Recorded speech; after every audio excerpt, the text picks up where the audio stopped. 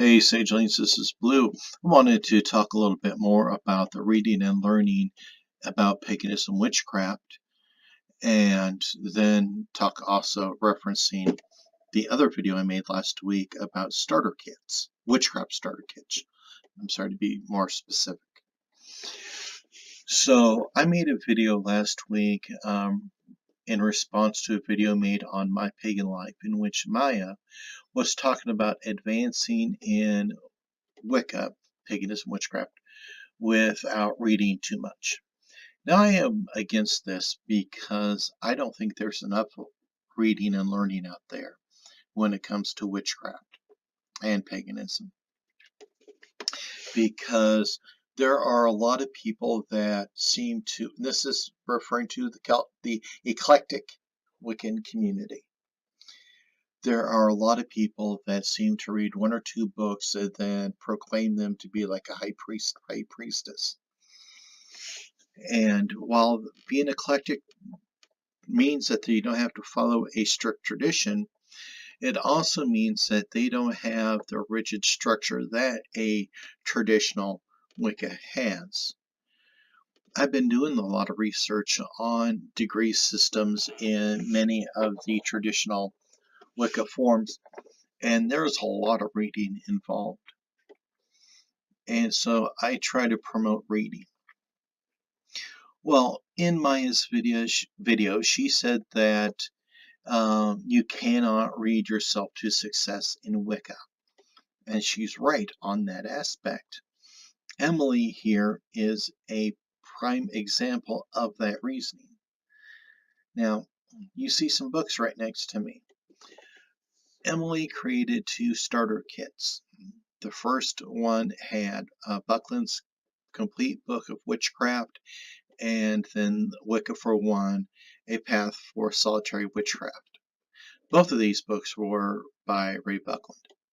And this was plus a 5-subject notebook, her first kit. Her second kit had the 5-subject notebook plus Encyclopedia of Witchcraft, Encyclopedia of Spirits, and Encyclopedia of Mystics, Saints, and Sages, all three books by Judica Isles. Now, there was nothing else in her starter kits. Emily is proof of the read-only mentality. In all the videos that I have been watching by Emily, there is no application. She does not talk about application. And I'm sorry, I do not consider tarot deck reading an application of witchcraft, because anybody can pull cards, okay? But the other bad thing is both of her sets, the authors are the same. So to me, I think Emily just did an Amazon book search on witchcraft and grabbed two of them and made videos out of it, because she made those videos in really short time. My friend Zabora, she made an excellent video about Emily's second set. Zabora made reference that how encyclopedias are great. They're full of knowledge. I have many encyclopedias as well, such as Cunningham's Encyclopedia of Magical Herbs, Cunningham's Encyclopedia of Crystals, Gems, and Metal Magic. I got the Witch Book, Encyclopedia. I got a few others. But I also have books like The Solitary Guide for the Practitioner, Grimoire for the Apprentice Wizard, Animal Magic, Making Magic, books about Druidry, Scottish Witchcraft, also by Ray Buckland, books about Celtic wisdom. I have a lot of books. You see, you have to be able to balance out reading with application / experimentation. You got to find out what works for you, what doesn't work for you. And so you can have a full bookcase of nothing but pagan books, or in Emily's case, a full Kindle full of pagan books. If you do not apply it, it doesn't mean anything unless you know how to work with it. I don't care how many books you have. I go for the balance because balance is very important to me. And you see, in my start kit, I made one book reference. Then I did a couple, well, I did 3 candles, box of Nagchampa, incense, and 3 journal books. I wanted people to be able to read a book and learn the basics of witchcraft, paganism, and then being able to try maybe some meditation. Guided meditations would be wonderful. And then they can start journaling. And, you know, I think that would be a great way to start. But you can't just do encyclopedias because, yeah, there's plenty of information there, but there is no application in many cases. So it is very important to remember that balance is a part of our tradition, part of our path, because we cannot just read books, we cannot just do experimentation.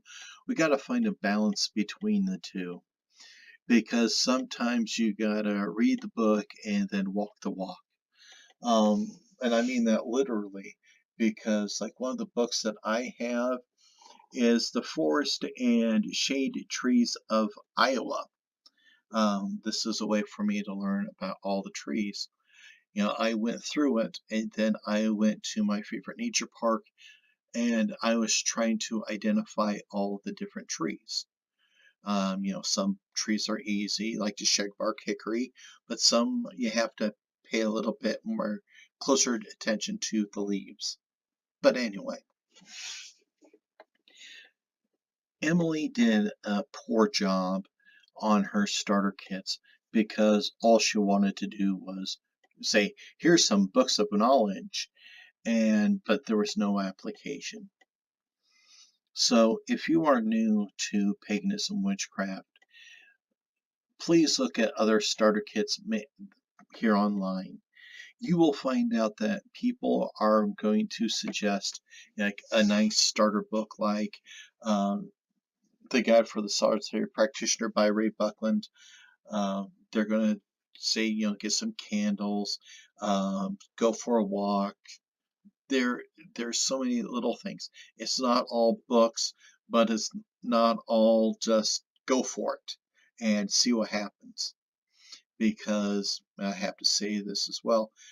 My friend William, he talked about the dangers of, you know, trying magic, you know, without knowing how all the applications, all the possible outcomes.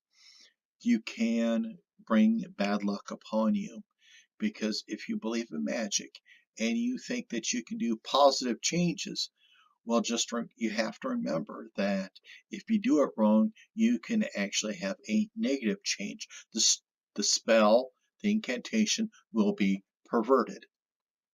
Okay?